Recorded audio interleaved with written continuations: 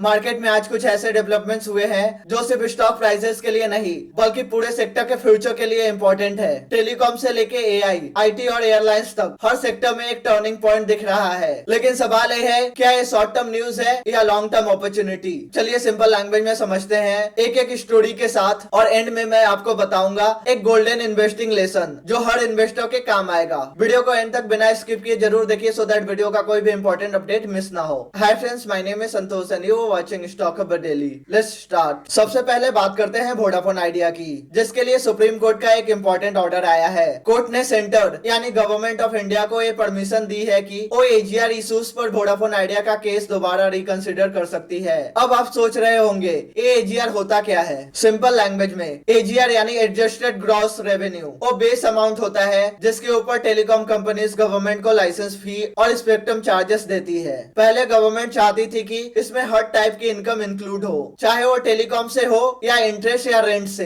इस वजह से वोडाफोन आइडिया जैसे कंपनीज पर हजारों करोड़ों का बर्डन आ गया था। अब सुप्रीम कोर्ट ने बोला है there is no reason why the government can not reconsider the issue. मतलब अगर गवर्नमेंट चाहे तो वो वोडाफोन आइडिया के ड्यूज को दोबारा चेक कर सकती है, specially in the interest of 20 crore users. इससे शॉर्ट टर्म में डेफिनेटली एक पॉजिटिव सिग्नल गया है, क्योंकि वोडाफोन आइडिया के रिवाइवल की पॉसिबिलिटीज थोड़ी और बढ़ गई है। और याद रखिए, गवर्नमेंट के पास ऑलरेडी 50% से ज्यादा स्टेक है कंपनी में, मतलब उनका भी इंटरेस्ट है कि कंपनी टिके। लेकिन एक इंपॉर्टेंट बात, ये सिर्फ एक लीगल रिलीफ है, परमानेंट सॉल्यूशन नहीं। टेलीकॉम बिजनेस बहुत कैपिटल इंटेंसिव है, मतलब यहाँ पैसा लगता भी बहुत है और कंपटीशन भी जबरदस्त है। तो अगर आप लॉन्ग टर्म इन्वेस्टर है तो सिर्फ न्यूज देखकर एक्साइटमेंट में मत आइए, फोकस कीजिए रियल इंडिकेटर्स पर, जैसे कंपनी का रेवेन्यू ग्रोथ, एवरेज रेवेन्यू पर यूजर और फ्यूचर कैश फ्लो। कोर्ट के ऑर्डर्स सेंटिमेंट बढ़ा सकते हैं, लेकिन लॉन्ग टर्म वैल्यू तभी बनती है जब बिजनेस के फंडामेंटल्स स्ट्रांग हो। अगली बड़ी कहानी,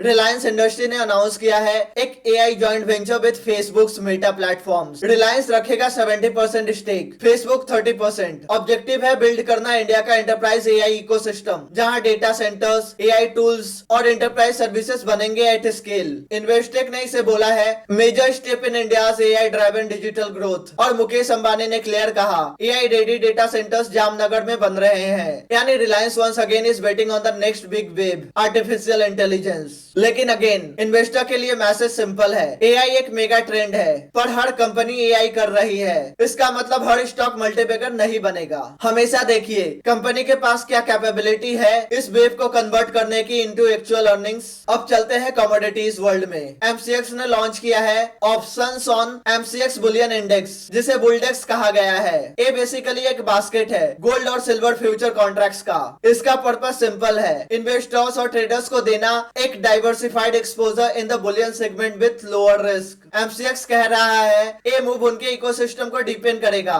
और इन्वेस्टर फ्रेंडली बनाएगा। तो अगर आप कमोडिटीज मार्केट फॉलो करते हैं, ये एक स्ट्रक्चरल पॉजिटिव है, because it shows India's commodity ecosystem is evolving with innovation. Next, IT sector से आई एक बड़ी गुड न्यूज। कन्फर्ज ने Q2 रिजल्ट्स में 77% से ज्यादा प्रॉफिट ग्रोथ दिखाई। रेवेन्यू भी 32% ईयर ऑन ईयर बढ़ा है। ब्रोकरेजेस जैसे मॉर्गन स्टैनले और जेपी मॉर्गन दोनों ने टारगेट प्राइस रेज किया है। उन्होंने कहा कंपनी ने स्ट्रॉन्ग मार्जिन डिलीवर किए हैं और ग्रोथ पाइपलाइन हेल्दी है, यानी आईटी सेक्टर के लिए ये एक रिफ्रेशिंग सिग्नल है, स्पेशली जब ग्लोबल डिमांड वीक चल रही थी। कोफोज का फोकस बीएफएसआई यानी banking, financial sector and insurance और ट्रेवल वर्टिकल पर है, और दोनों ही रिबाउंड कर रहे हैं। तो ये कंपनी मीडियम टर्म के लिए डेफिनेटली वॉच लिस्ट वर्दी है, but valuation and margin consistency check करना जरूरी है। नेक्स्ट, एयरलाइन सेक्टर भी न्यूज में है। स्पाइस जेट ने अनाउंस किया है कि इस विंटर वो अपने डेली फ्लाइट्स डबल करेगा 250 पर डे, और नवंबर 2025 तक फ्लीट और कैपेसिटी ट्रिपल करने का प्लान है। कंपनी ने मल्टीपल डिस्प्यूट्स सेटल किए हैं, लेजर्स के साथ डील फाइनलाइज की है और 3000 करोड़ कैपिटल इन्फ्यूजन अनाउंस किया है, यानी ऑपरेशनल टर्न अराउंड क्लियरली दिख रहा है। लेकिन एयरलाइन बिजनेस साइकिलिक होता है, फ्यूल प्राइस, डिमांड और कंपटीशन हर क्वार्टर इक्वेशन बदल देते हैं। तो लॉन्ग टर्म इन्वेस्टमेंट के लिए यहाँ भी फोकस रहना चाहिए सस्टेनेबल प्रॉफिटेबिलिटी और बैलेंस शीट स्ट्रेंथ पर, नॉट जस्ट एक्सपेंशन न्यूज पर। तो फ्रेंड्स, हर स्टोरी का एक कॉमन पॉइंट है, न्यूज आती है,